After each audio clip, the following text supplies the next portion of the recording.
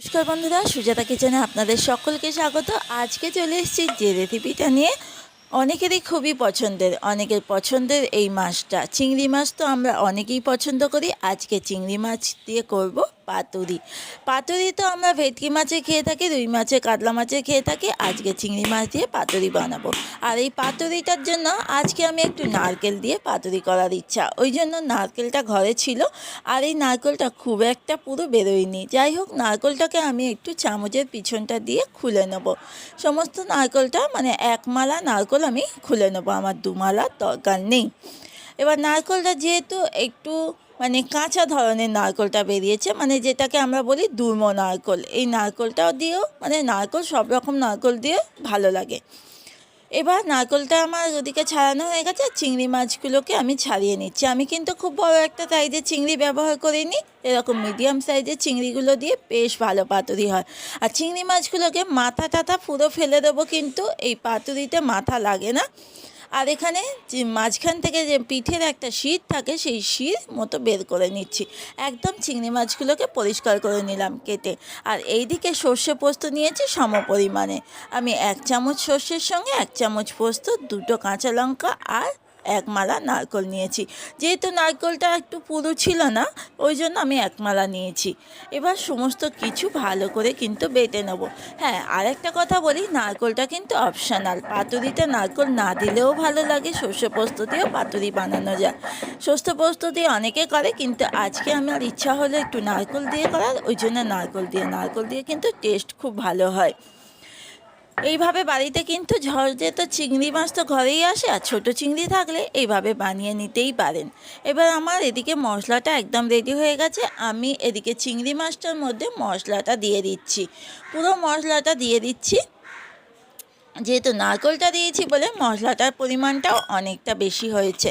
এবার আমি দিয়ে দেবো এর মধ্যে পরিমাণ মতো লবণ। হ্যাঁ, সর্ষে যখন বাটছিলাম তখন একটু লবণ দিয়ে বেটেছি, ওই জন্য পরিমাণ মতো একটু লবণ দিলাম। তার সঙ্গে সামান্য একটু মিষ্টি দিয়েছি স্বাদটা ব্যালেন্সের জন্য। খানিকটা সর্ষের তেল দিলাম, দিয়ে ভালো করে কিন্তু মাখিয়ে নিচ্ছি। পাতুরিতে যেহেতু হলুদ ব্যবহার করে না, আমি হলুদটা দিলাম না। এবার সমস্ত কিছু মাখিয়ে নিচ্ছি। হ্যাঁ, আরেকটা কথা হচ্ছে, আমি এটা কলা পাতায় করব। আমার কলা পাতাটা 2 দিন আগে আনা ছিল বলে কলা পাতাটা একটু সামান্য হলুদ হলুদ হয়ে গেছে, তাতে কোনো অসুবিধা নেই। কলা পাতাটা ধুয়ে ভালো করে একটু সেঁকে নিয়েছি কলা পাতাটা। আর এবার চিংড়ি মাছটা তো অনেকটা পরিমাণেই ছিল, ওই জন্য 2টো কলা পাতা হাফ হাফ করে চিংড়ি মাছটা দিয়ে দিয়েছি। আরেকটা কথা বলি, ঘরে যদি কলা পাতা না থাকে, একটা টিফিন বক্সের মধ্যে করে আর কড়াইতে গরম জল দিয়েও এটা তৈরি করে নিতে পারো, ওইটা তখন ভাপা হয়ে যাবে। আর এই কলা পাতাটা পাতুরি বলছি আমরা। যাই হোক, এর ওপর থেকে সর্ষের তেল দিয়ে দিলাম খানিকটা, আর 2টো করে কাঁচা লঙ্কা দিয়ে দিচ্ছি। ঝালটা যে যেরকম খাবে সেই রকমই ঝালটা দেবে। এবার কিছু না, ভালো করে কলা পাতাটা সাইডগুলো আমি টুথপিক দিয়ে আটকে নিচ্ছি। আমি আর সুতো দিয়ে বাঁধি না, সুতো দিয়ে বাঁধার থেকে আমার মনে হয় টুথপিক দিয়ে আটকে দিলে খুলতেও খুব সুবিধা হয় আর খুব তাড়াতাড়ি হয়ে যায়। আর এইভাবে দিলে কোনো মশলাও বেরিয়ে যাবে না, যেই রকম আর উল্টাতেও খুব সুবিধা হয়। এবার ভালো করে দেখো, টুথপিক দিয়ে এত সুন্দর করে আটকে নিচ্ছি, মানে একদম প্যাকিং হয়ে গেল কলা পাতার মধ্যে। আমার তো দুর্দান্ত লাগে এইভাবে প্যাকিং করে আর করতে। যাই হোক, 2টো আমার মাছে ভালো করে মোড়া হয়ে গেছে। দেখো কত সুন্দর লাগছে কলা পাতার মোড়াটা, আর একদম কোনো কিছু বেরোবে না। এবার কড়াইতে আমি সর্ষের তেল দিয়ে একটু ব্রাশ করে নিচ্ছি কড়াইয়ের মধ্যে। এবার তারপর একদম সিম আছে, মানে একদম লো ফ্লেমে আমরা দিয়ে মানে এই পাতুরিগুলো দিয়ে দিচ্ছি। দিয়ে এবার ঢাকা দিয়ে রেখে দেবো 4 থেকে 5 মিনিট। 4-5 মিনিট পর আমি আবার উল্টে দেবো। এবার দেখো এই যে কত সুন্দর হয়েছে। আর এই রকম আস্তে আস্তে সুন্দর করে এই পাতুরিগুলো উল্টে দিলাম। এক পাশটা হয়ে গেছে, বেশ কালারটা চেঞ্জ হয়ে গেছে।